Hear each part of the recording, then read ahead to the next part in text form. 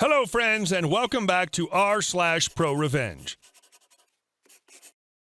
In the first story, we tell you how our OP got revenge on the person that broke his heart. But before we begin, don't forget to subscribe to our channel if you're new here and turn on notifications so you don't miss a new video every single day. Here we go. I broke her career. Backstory. My ex-fiancée and I were together a good amount of time. I fell in love with her, put a ring on her finger, and was completely loyal to her for the whole stretch. I'll use Jay for short.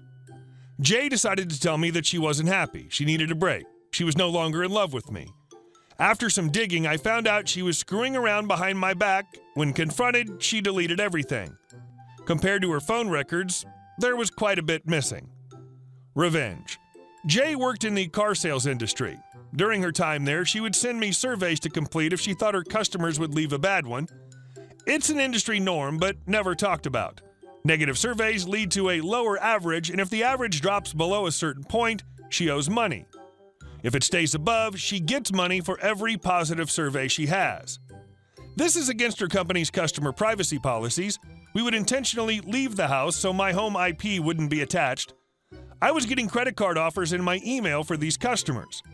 On top of the survey fiasco, she was taking certification tests for people at her workplace for cash and who knows what else. The worst part was the guy she was screwing around with was a coworker. She originally masked her text with him by saying she was working a deal. My next step here was to write this all up, send it to the manufacturer, her employer's corporate office, and the trainer for the region. I also included some media sites, made it so they would feel more inclined to take action. The next day, I was contacted by her corporate office and asked to call in to provide more detail. I did and was assured that this matter will be investigated swiftly. I was able to provide the emails to corporate, and that's what ultimately sealed the coffin. During this ordeal, I wasn't quiet about it.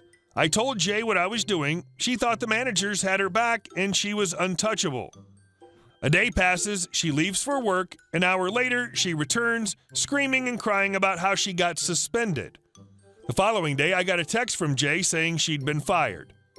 Not only did she lose her job, she lost her career. She'll never step back into a car sales position for the rest of her life. And our second story. 1 tube of super glue. Some backstory here. I'm a handyman on the weekends to get me out of the office and feeling like I'm actually producing something. Picture a compromise of office space. I've been doing handyman work for about 15 years on and off, and I'm really good at it. So I get a client who lives in Chicago and wants me to do some handyman work at some vacation rentals he owns in Hawaii. All 4 are neglected, and while they look nice, they need some real work. I agree, get a retainer and a service contract signed, and get to work.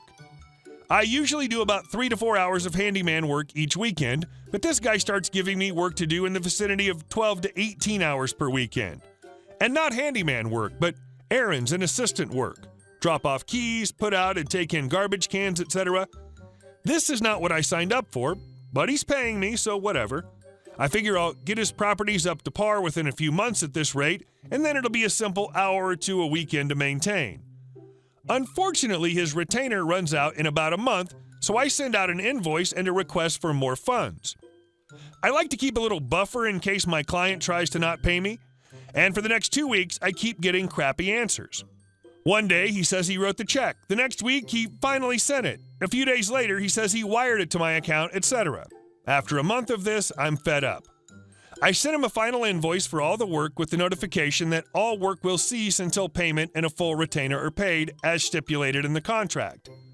A few days go by, and I get payment for less than half the invoiced amount, as well as an edited invoice. He feels he shouldn't have to pay for a bunch of the stuff because he could do it if he lived here.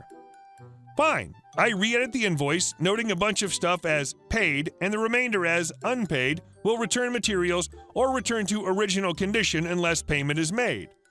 All the items under this heading are small, such as door locks, cable wires, circuit breakers, etc. No word back after a week. Second notice sent. No word back. Final notice sent. He finally sends back that he paid what he was going to pay. I'm normally a very nice guy. If he'd said that he was low on funds or maybe do a trade or help a guy out, no problem. But treat me like what I do isn't valuable, and we have a problem. So I go buy a $5 tube of super glue, head up to the house, and get to work. Super glue in the locks of the sliding doors, keeping them locked. They lead to an amazing lanai overlooking the beach. Super glue the front door locks, keeping them unlockable. Super glue the window hardware to lock them closed. 1 or 2 dabs on each fan I repaired. A few switches, kitchen, living room, bedroom. Leave the hallway and closet lights working. A few circuit breakers in the off position. And finally, the cable for internet. I made sure it was one of the only things I'd repaired or fixed, but after 30 minutes, this place was essentially an unlivable sauna of Stone Age hell. $5 well spent. And our last story. My revenge on Looney Lucy.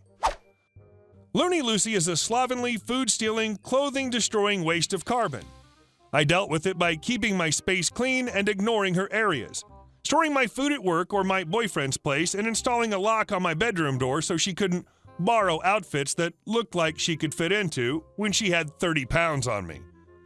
All that made Looney Lucy a bad roommate, but I had my workarounds and she had the one saving grace of being quiet at night, so I put up with it. I put up with it, that is, until she broke our cardinal roommate rule. No one gets a key to the apartment without both roommates agreeing. The rule was sacred.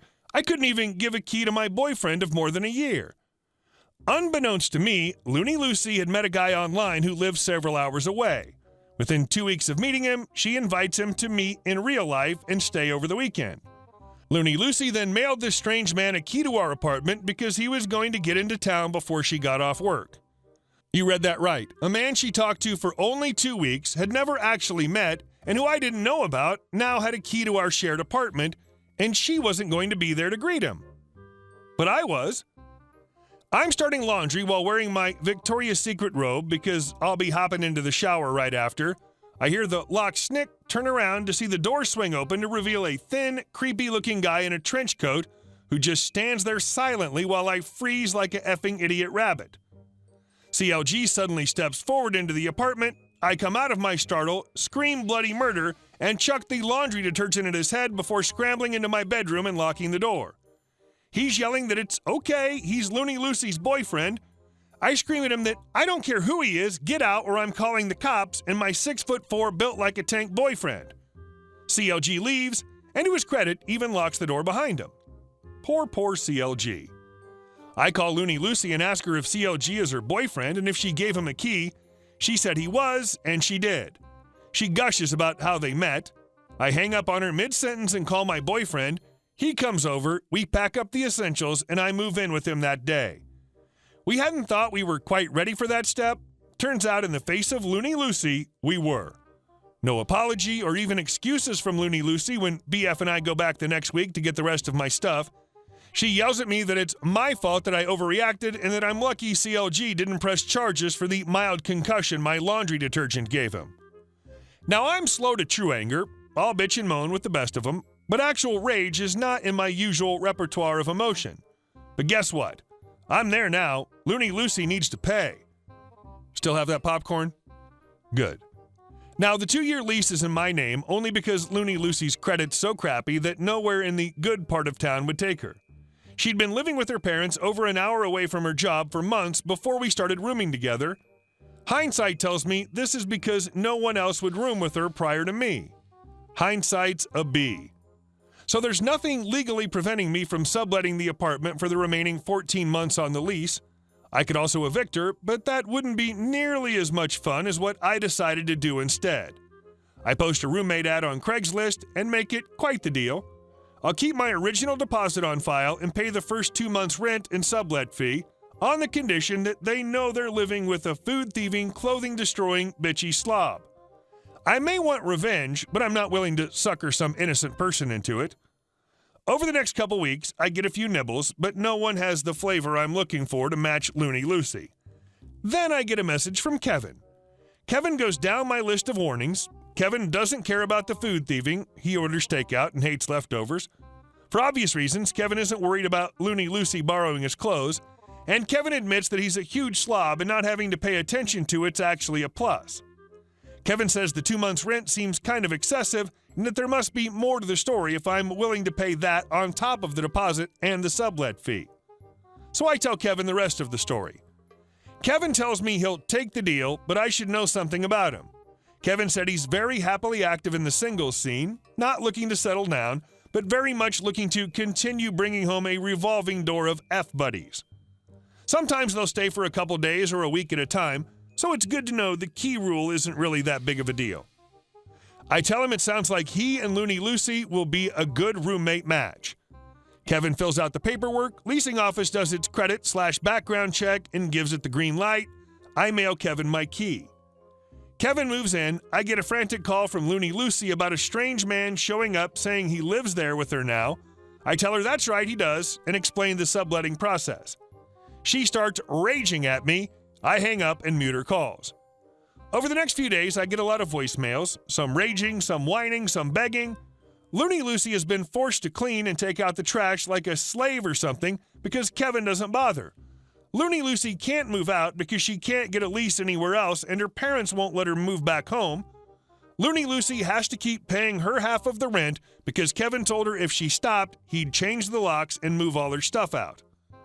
After a few weeks of radio silence, Looney Lucy calls me again and I decide to pick up. She tells me she's so happy to get a hold of me, I have to do something. Kevin's now bringing home men every couple nights and sometimes they don't leave for days and days. Hey guys, thank you all for watching the video. I'll see you in the next one.